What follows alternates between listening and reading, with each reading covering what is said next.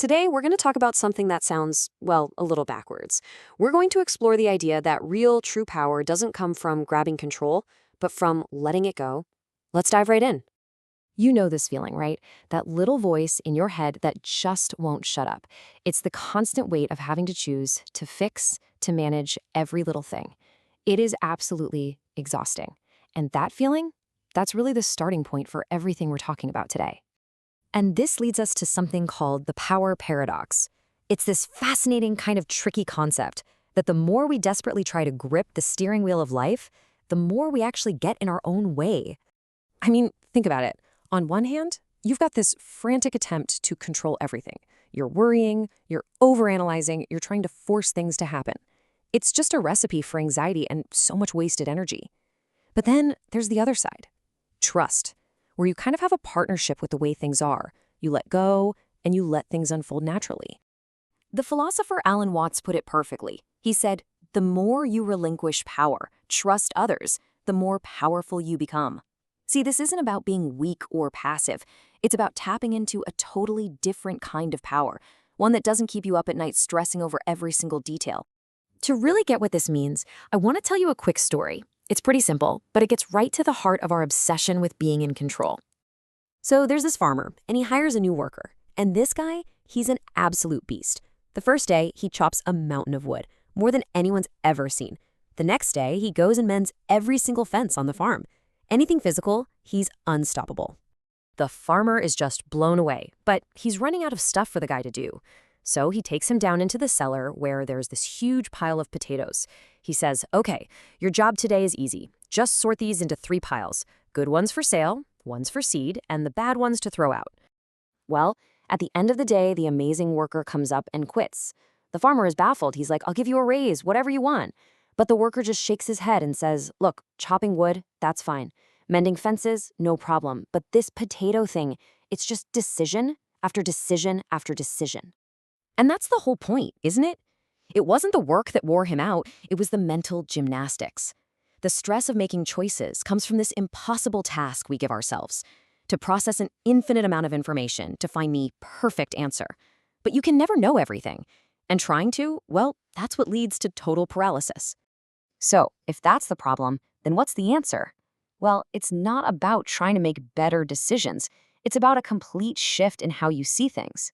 It's about learning the art of letting go and actually trusting a process that's way bigger than you. And hey, this isn't just some philosophical mumbo-jumbo. We see this idea working everywhere. A great CEO doesn't micromanage. They delegate and trust their team. A healthy democracy isn't run by one person. It relies on the collective intelligence of everyone. Even evolution itself works by delegating, by letting countless organisms adapt and figure things out on their own. There's this incredible story about the Kon-Tiki expedition.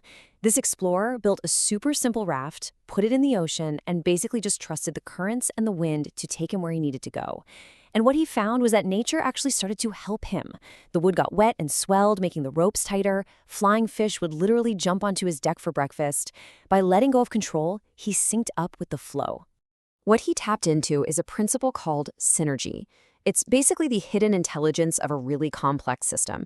And the crazy part is, the individual pieces, like the guy on the raft or you and me in our lives, we're never fully aware of the huge, intricate pattern we're a part of.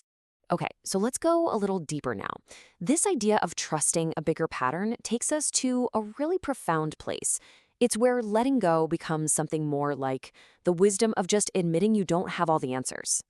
So I want you to ask yourself a serious question. And be honest, forget the new job, the bigger house. What do you really, truly, deep down want? You know, thousands of years ago, the Zen master Bodhidharma was asked a very similar question. They asked him, "Who are you?" And his answer was so simple but so deep. He just said, "I don't know." And that wasn't because he was confused, it was because he had supreme wisdom. So why don't we know what we want? Well, the thinking goes there are 2 wild reasons. First, because that deep sense of fulfillment you're looking for, you already have it. And second, you can't really know yourself because you can't be both the observer and the thing being observed. It's like an eyeball trying to see itself. You are the mystery you're trying to figure out. So when you get to that place, the phrase "I don't know" completely changes. It's no longer a sign of weakness. it becomes this incredible act of trust. It's basically the same thing as saying, I let go, or even I love. It's pure humility. And this isn't just one philosophy saying this. The ancient Hindu texts, the Upanishads, say pretty much the exact same thing. Real wisdom doesn't come from pretending you know everything, but from being okay with the mystery. Okay, let's bring all this back down to earth. What does any of this mean for you, like right now, in your life? Well, the most direct result is you get access to a huge amount of energy you didn't even know you had. Seriously, think about how much energy we burn every single day just on defense, on managing what people think of us, on worrying, on trying to force life to go the way we want it to. It's like we're in a constant, quiet struggle. The second you stop fighting, all of that energy comes flooding back to you. And this all boils down to a fundamental principle of the universe. It applies to everything: power, control, even love. The more you just give it away, without expecting anything in return, the more it flows back to you. It's the ultimate beautiful paradox. And here's the best part, the most comforting part of all.